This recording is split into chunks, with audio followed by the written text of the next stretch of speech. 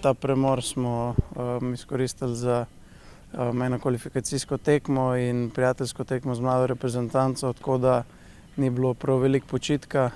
Smo v tekmovalnem ritmu in upajmo, da bomo v prvenstvu nadaljevali tako, kot smo štartali.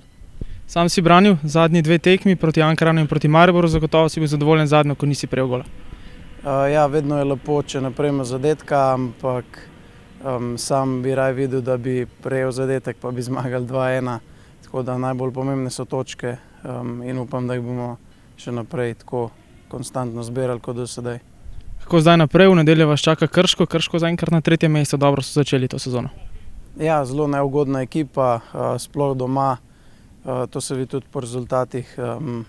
So kar v dobrim nekem takem rezultatskem ciklu, tako da upajmo, da bomo to prekinili in nadaljevali z našo odlično sezono, ki smo jo do sedaj,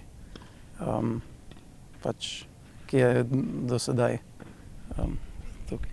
Okej, kaj pa s tvojega vidika, kako bi rad nadaljeval zdaj, ko si končno spet v tekmovalnem ritmu?